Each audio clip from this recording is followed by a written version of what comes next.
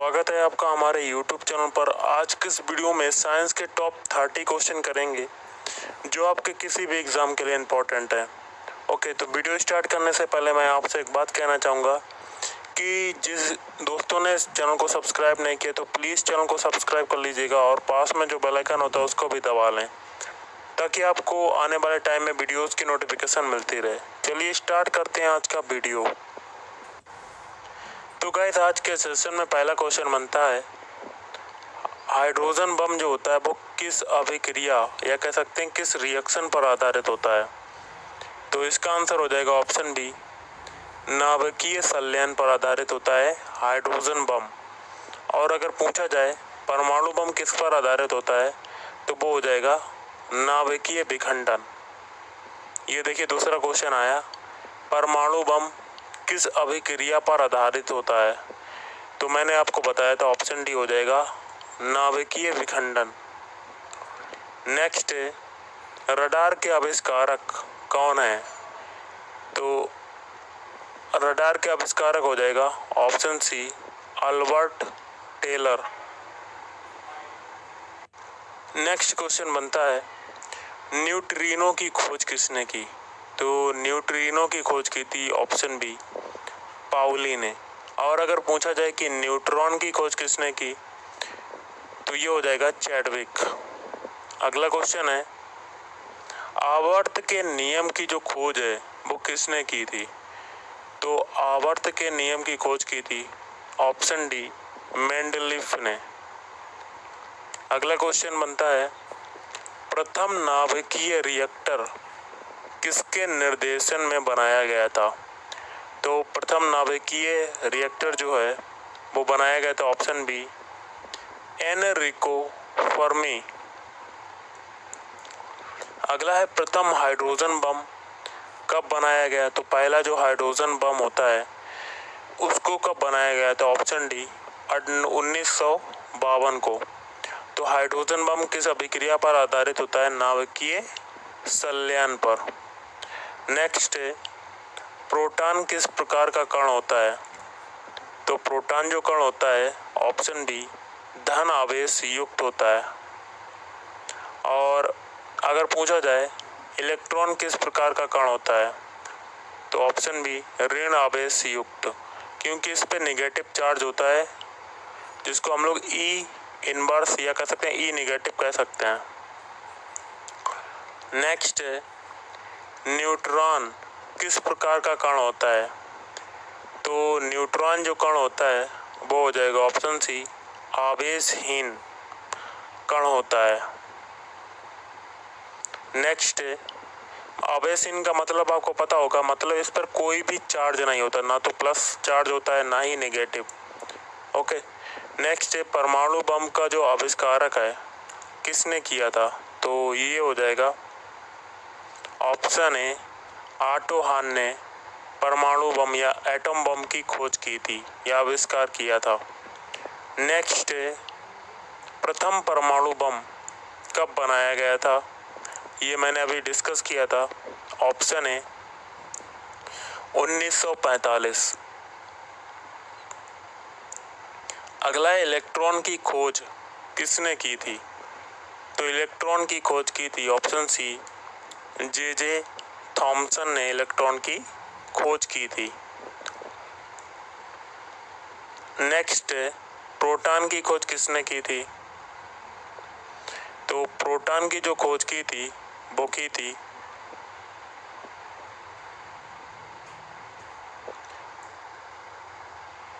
Rutherford, option A Rutherford.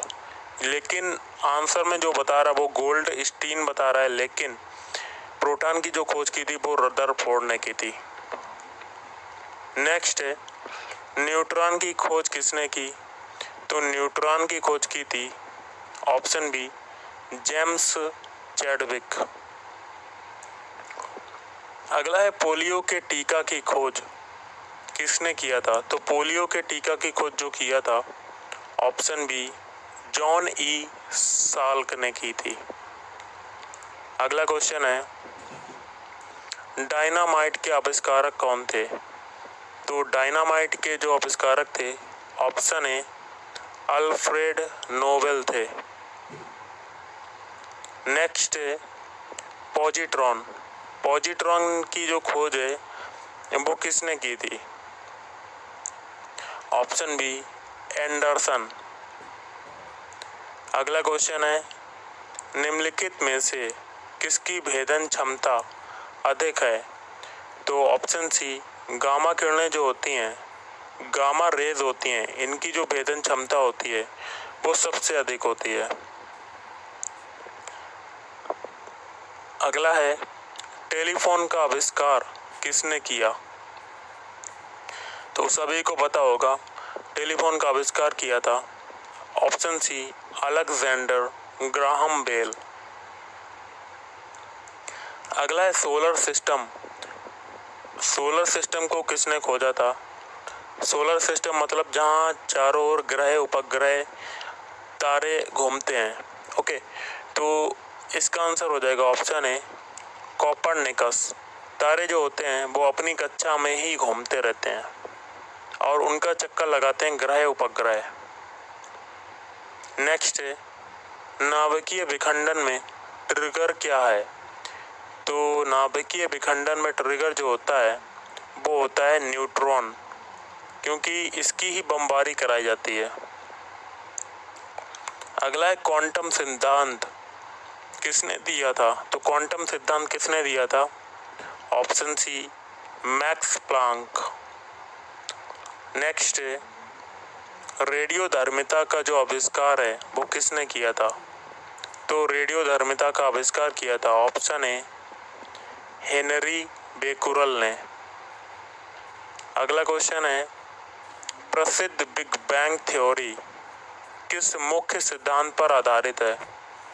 तो big bang theory जो आधारित है ऑप्शन बी डॉपलर प्रभाव पर आधारित है। नेक्स्ट है इनमें से कौन सूक्ष्म तत्व है? तो सूक्ष्म तत्व जो होता है ऑप्शन बी हाइड्रोजन होता है। नेक्स्ट क्वेश्चन है भारत का प्रथम परमाणु रिएक्टर किस नाम से जाना जाता है? तो ये हो जाएगा ऑप्शन बी अप्सरा के नाम से जाना जाता। और देखिए दोस्तों अगला क्वेश्चन है इलेक्ट्रॉन के आवेश का निर्धारण किसने किया था? तो इलेक्ट्रॉन के आवेश का निर्धारण जो किया था वो हो जाएगा ऑप्शन डी मिलीकॉन ने। नेक्स्ट है परमाणु में अवस्थित सबसे हल्का कण है? तो सबसे हल्का कण होता है ऑप्शन बी इलेक्ट्रॉन। नेक्स्ट है लकड़ी की आयु ज्ञात करने में सहायक है? सभी को पता होगा कार्बन 14। नेक्स्ट है पॉजिट्रॉन। पॉजिट्रॉन जो होता है किसका प्रतिकण या कह सकते हैं एंटी पार्टिकल है? तो ये हो जाएगा ऑप्शन है इलेक्ट्रॉन का। नेक्स्ट है पृथ्वी की आयु का आकलन किया जाता है? ऑप्शन ए यूरेनियम डेटिंग से। अगला क्वेश्चन है गामा किरणों की खोज किसने की? तो गामा किरणों की खोज की थी ऑप्शन बी पॉल बिलॉर्ड ने। नेक्स्ट जीवाश्म की आयु का निर्धारण किसके द्वारा होता है? तो जीवाश्म की आयु का निर्धारण होता है option A radio carbon dating से। नेक्स्ट पोलोनियम की खोज किसने की? तो पोलोनियम की खोज की थी option C Marie Curie. Next अक्रिय गैसों की खोज करने का श्रेय किसे प्राप्त है? ऑप्शन बी रैमजे को। और अगला है डायनामाइट बनाने में किस गैस का प्रयोग होता है? तो ये हो जाएगा ऑप्शन है नाइट्रोग्लिसरीन। आपको देखिए दोस्तों ऊपर एक क्वेश्चन था अक्रिय गैस। अक्रिय गैस क्या होती है? नोबल गैस है। मैं आपको बता देता हूँ He helium, Ne neon, HeNe Ar argon, Kr krypton, X E, xenon और जेडन। देखिए दोस्तों, HENEARKR, XCRN, रेडॉन, ये हो जाएगा रेडॉन। ये सभी जो होती हैं ये सभी अक्रिय गैसें होती हैं। नेक्स्ट है हाइड्रोजन बम किसने विकसित किया? तो हाइड्रोजन बम विकसित किया तो ऑप्शन डी सैमुअल कोहेन ने। और आज का लास्ट क्वेश्चन है परमाणु बम का विकास किसने किया? ऑप्शन डी जे रॉबर्ट ओपेनहीमर ने। अब दोस्तों कुछ चीज़ों के बारे में हम लोग डिस्कस करते हैं, जिसमें पहला आ जाता है इलेक्ट्रॉन। ओके, देखिए इलेक्ट्रॉन को हम लोग स्मॉल ई से प्रदर्शित करते हैं और इसमें क्या होता है, एक निगेटिव चार्ज होता है। अब इसकी हम लोग बात करते हैं, इसकी खोज किसने की थी? दोस्तों देखिए, इलेक्ट्रॉन की जो खोज की थी वो 1897 में अंग्रेज वैज्ञानिक थे जो कि थे जे थॉमसन। तो इन्होंने क्या किया था, कैथोड किरणों के रूप में इलेक्ट्रॉन की खोज की थी। ओके, और इलेक्ट्रॉन जो दोस्तों होते हैं वो बहुत ही अति सूक्ष्म कण होते हैं और इनका कार्य क्या होता है, ये परमाणु, कोई एटम होता है उसके नाभिक जो न्यूक्लियस होता है उसके चारों ओर चक्कर लगाते हैं। और न्यूक्लियस में क्या होते हैं, प्रोटॉन और न्यूट्रॉन, और इलेक्ट्रॉन जो होते हैं वो इसके चारों ओर चक्कर लगाते हैं। ओके, अब कुछ और बातें इलेक्ट्रॉन के बारे में बताते हैं। इलेक्ट्रॉन का जो आवेश होता है वो कितना होता है, उसका मान क्या होता है, वो होता है 1.6 × 10⁻⁻19 कूलाम। और जो चार्ज होता है वो नेगेटिव होता है, हमेशा याद रखना। और इसका जो द्रव्यमान होता है, मास होता है इलेक्ट्रॉन का, वो होता है आपका 9.1 × 10⁻⁻31 kg। ओके, तो ये थे इलेक्ट्रॉन के बारे में कुछ इंपॉर्टेंट बातें जो मैंने आपको बता दिया है। अब आते हैं दोस्तों प्रोटॉन के बारे में। दोस्तों देखिए, प्रोटॉन जो होता है इसकी जो खोज की थी, आपको सभी को पता होगा प्रोटॉन की खोज किसने की थी।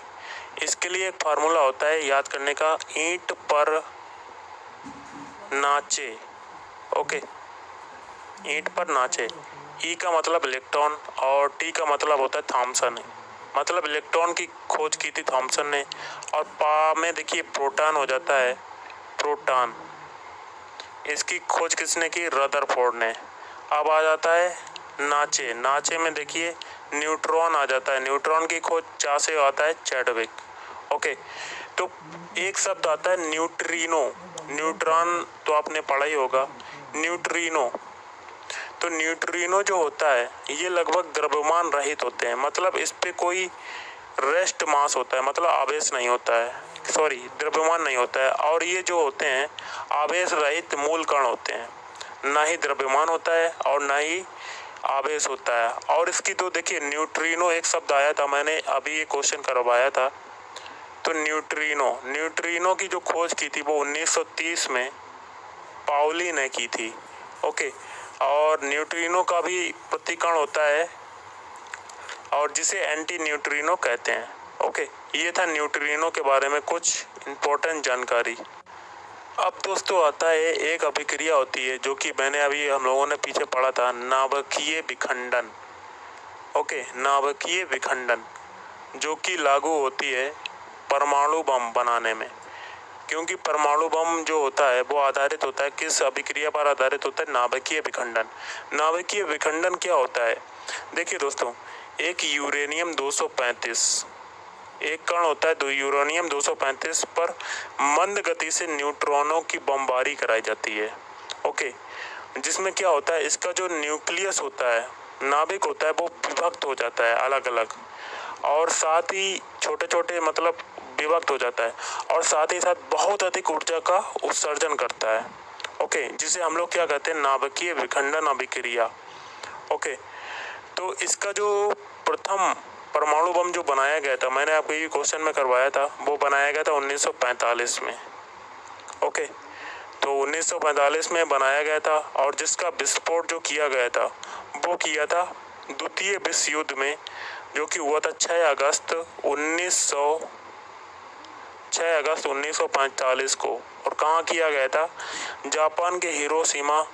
और तथा दूसरा जो विस्फोट हुआ था वो 9 अगस्त 1945 को नागासाकी पर किया गया था।